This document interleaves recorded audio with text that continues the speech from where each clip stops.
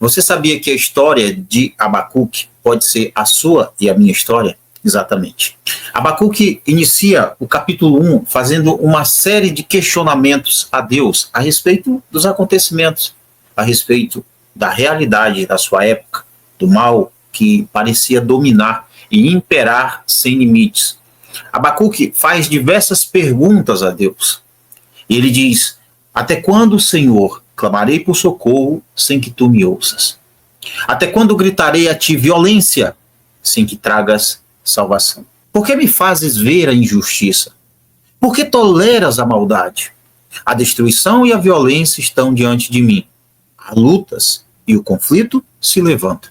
Por isso, a lei se enfraquece e a justiça nunca prevalece. Os ímpios cercam os justos e assim a justiça é pervertida. Isso aqui parece ou não parece a nossa realidade? E quantas vezes você e eu ficamos nos perguntando: até quando, Senhor? Até quando o Senhor vai permitir que os falsos profetas continuem reinando? Até quando o Senhor vai permitir que aqueles que usam o seu nome para mentir continuem ganhando seguidores, ficando dia após dia mais famosos e mais ricos? Até quando, Senhor? O Senhor vai ver as leis sendo pisadas? Até quando o Senhor vai ver a verdade sendo dita como mentira? Até quando, Senhor? O Senhor vai ver a maldade e não vai punir? Por que o Senhor não pune? Por que o Senhor não desce um raio na cabeça deles? Por que a terra não se abre e o Senhor devora todos os ímpios, os perseguidores e os falsos profetas? Tem dias que a gente fica tentado a fazer esses questionamentos. Ou talvez, assim como eu, você em algum momento já fez esses questionamentos para Deus. Até quando, Senhor? Clamarei e o Senhor não vai ouvir. Até quando eu vou gritar e o Senhor vai continuar em silêncio? A resposta de Deus para Abacuque não veio em uma sarça ardente. Não foi um anjo aparecendo para Abacuque. Não foi um terremoto, não foi um poder. Nada disso. Foi totalmente oposto ao que Abacuque esperava. A resposta de Deus para todos os questionamentos de Abacuque, no capítulo 2, verso 1, Abacuque diz: eu permanecerei no meu posto. Eu vou ficar no meu posto de sentinela e tomarei posição sobre o baluarte. Eu vou ficar aqui aguardando qual será a resposta de Deus à minha queixa. E a resposta de Deus não foi o que ele esperava. E assim também é com você e comigo. A resposta de Deus, na maioria das vezes, ou em todas as vezes, nunca é como você e eu esperamos. Para Abacuque, Deus disse assim no verso 4: veja, o ímpio está envaidecido, soberbo, mas o justo viverá por sua fé. Será que você e eu estamos preparados para ouvir Deus dizer: a minha graça te basta? Senhor, eu tenho tantas queixas. O meu justo viverá pela fé. Viver pela fé é você viver sem ver absolutamente nada. É você viver e confiar em Deus sem ver um anjo, sem ver uma revelação, sem ter uma profecia, sem ter um sonho divino. Viver pela fé é você continuar confiando em Deus, assim como Abacuque. Era isso que Deus queria tratar.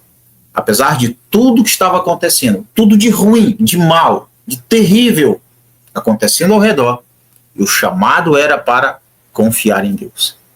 Confiar que Deus não iria agir da maneira que ele esperava, mas confiar que Deus continuava no controle. Confiar que Deus continua sendo soberano, Senhor sobre tudo e sobre todos. Esse é o desafio para mim e para você. Confiar em Deus sem ver sinais.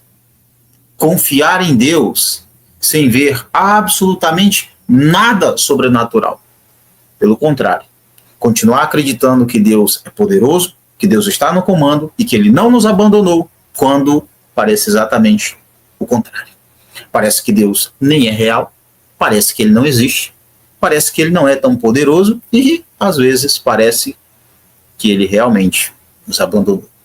As pessoas nos atacam, elas nos perseguem, nós defendemos a verdade e somos chamados de mentirosos, enquanto os mentirosos continuam ficando ricos, mais fortes, mais poderosos, mais famosos. E nós, aqueles que defendem a verdade, dia após dia, nós só ganhamos processos, perseguições, strikes, calúnias, difamação.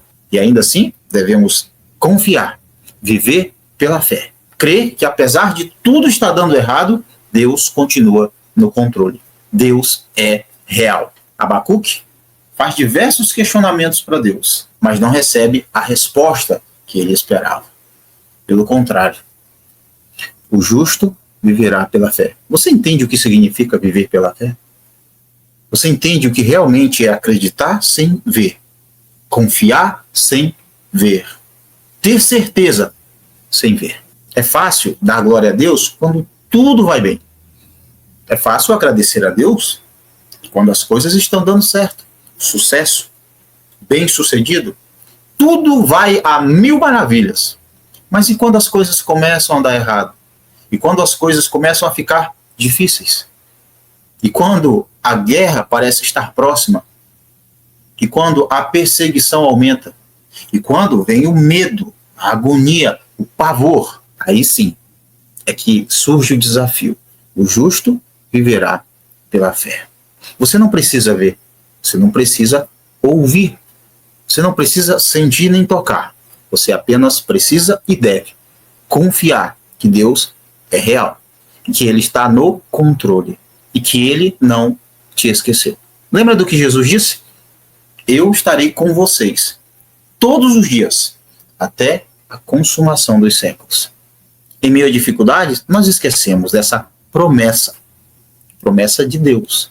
O próprio Jesus prometeu estar com você e comigo, com a sua igreja, todos os dias, até o fim. Abacuque, no capítulo 3, verso 17, diz: mesmo que a figueira não floresça, nem haja fruto na videira, mesmo que a safra de azeitonas decepcione e os campos não produzam alimento, mesmo que não haja ovelhas no curral, nem bois nos estábulos.